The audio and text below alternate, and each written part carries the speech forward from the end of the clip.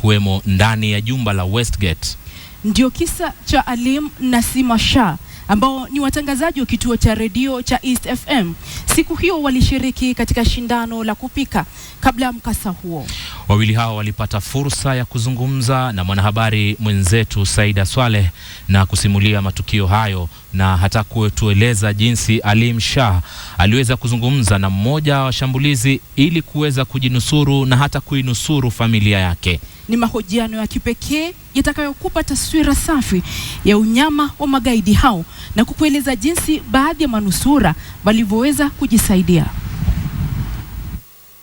That organized for Junior Super Chef. It's a competition that we've been running for the last couple of weeks, and we just kicked off the cooking competition. We were into, I think it was about 20-25 minutes into the cooking competition when everything went decidedly wrong. We heard the bang, which I understand was the grenade, the first one that they threw. So we assumed the bang. You know, this is Kenya. We hear bangs all the time. Then we heard the second one, which is when the East FM lot started switching off the gases, and we started moving the children because the children started panicking. We started moving the children. Then we heard the gunshots, and then the gunshots went off. We thought there must be robbers in one of the banks. And when that happened, we started getting everybody to get in one area and lie low. We saw people running out of the mall towards us and down towards the ramp. And then we heard gunshots from the direction of the ramp, and we heard people running towards our corner, screaming that they're throwing grenades. Throwing grenades everywhere. So at that point in time, we told everyone to just not to panic, to lie down in the corner. And the assumption was still that they were robbers and thieves, and if they didn't see us, they would just try and make their exit, if at all they did come to the rooftop, which we doubted. I mean, the gunshots continued, and I guess they were shooting at anyone who was trying to run away or get away into their cars or anything of the sort. Somebody said, "Wanatupa grenade."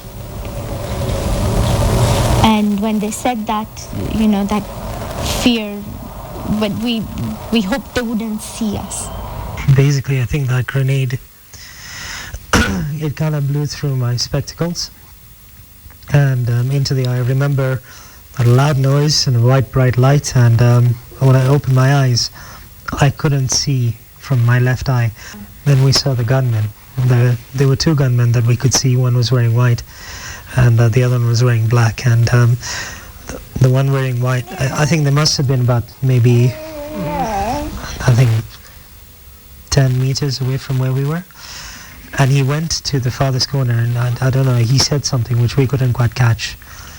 And then he turned around and he looked and he saw, I mean, it's a cooking competition.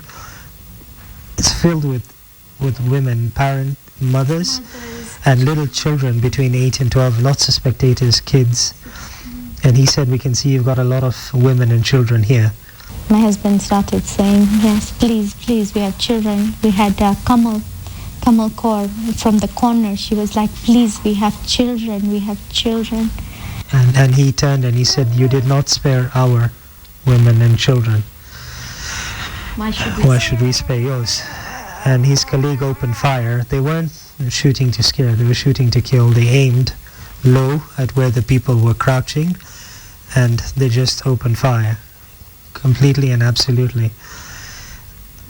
We started shouting again. No, don't. And they started shooting at the cylinders. And I think as they were aiming to shoot at the cylinders, one of the bullets went through the whatever, and my husband managed to push me down, which saved me because this bullet would have otherwise been in my head as opposed to just grazing through. But I didn't realize I had been hit, and all the blood went on her. Up till then, she was crying a lot because of all the noise, and I'd covered her mouth, and I was trying to stop her from crying so we don't attract too much attention. And when that happened and all the blood fell on her, because I was lying low with her, and then the blood and everything, and she was soaked in blood, and I didn't know whether she had been shot because she went quiet. I wasn't sure if it was Seema, if it was somebody else, if it was a baby as well. There was no way of being sure. So at that point, Seema got up and ran with the baby to where the vegetable counter was. I got up and I went to talk to the gunman, and I said the Shahada, and he asked if I was a Muslim. I said I am, and I pulled Seema with me, and he asked is she a Muslim as well, and no, he said, is this your woman? I said yes, she is, and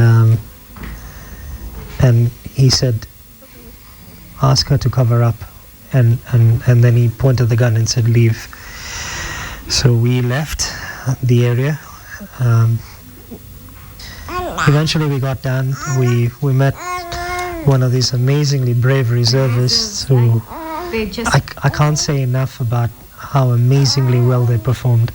Not just them, there were a lot of volunteers as well, but picked us up and they said, okay, we're going to get you to the hospital. They put us into a Securex pickup, and the driver just sped off towards Peshawar Hospital.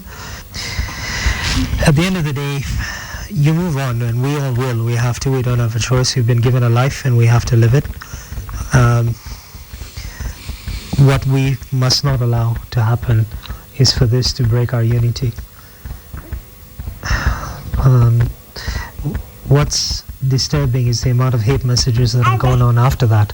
There's no call for that. There isn't. We don't need. We want somebody to blame. We want somebody who we can rally against. Yes. But that's not the intention. The intention has never been to end up getting vengeance. The biggest vengeance I believe you can have is to live your life, and to live it to its fullest, and be happy that you're in an amazingly beautiful country which has some remarkable people. Amazing people. Who've proven it from time to time to time to time, and we did so again. I'm sorry to take you back. Let me just put it to you this way. The fact that that is a question that has to be asked means that we're losing. No. Don't ask.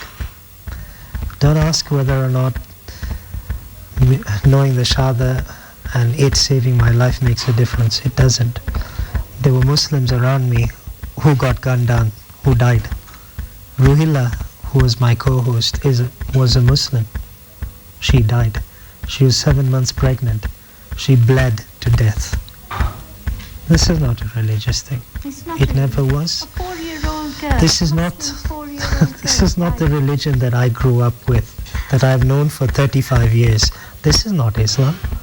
Islam is something else altogether. Islam is peace. Islam is about togetherness, humanity. What I saw there was not Islam. And if you ever think for a minute that those people represent us, they don't. They never will. And please don't let them win by thinking it.